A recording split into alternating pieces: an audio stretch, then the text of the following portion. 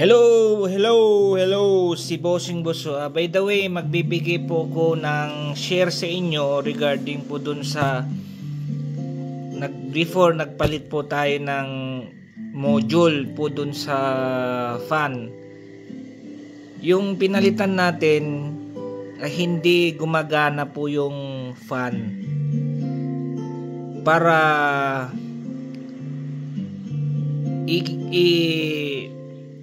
ikakuan natin yung module, yun po yung para hindi siya magkaroon ng mainit na papunta po doon sa kan mga guys, ipapakita ko po yung module kung ano yung pinalitan yung fan, kasi may pagkakataon din na pagka hindi natin pinalitan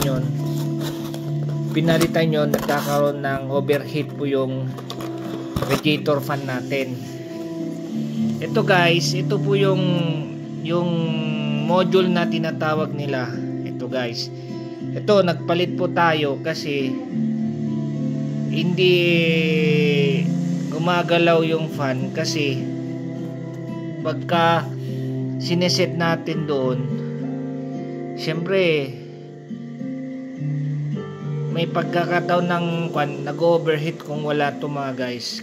Kasi pagka merong ganito guys, ibig sabihin nagsusupply siya ng connection papunta dun sa fan para umikot, para maging hindi mainit masyado yung radiator mga guys. Ito po yan Kung alam po yung ibang mga sasakyan, ganito po yung module ang tawag to mga guys.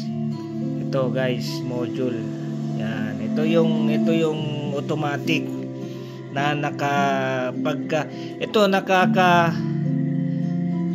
direkta doon sa ECM to yung ito nang nagbibigay ng supplier papunta doon sa from ECM going to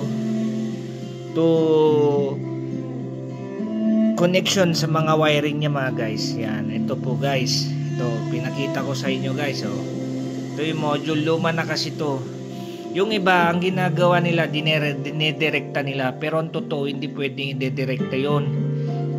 Yung iba kasi kaya dinidirekta nila para wala na silang, para direkta na lang. Pagka ini-start yung sasakyan, automatic pag binuksan nila yung heater, kusa na magsasabay na yung pagkomandar mga guys. Pero ang totoo niyan, hindi pwedeng i-direkta na kapag ito yung problema, ganito rin papalit natin mga guys. Yan guys, ito na po yung binigay na ito po yung sa fan mga guys, doon sa mismong katabi niya sa may gilid niya. Yan. Thank you.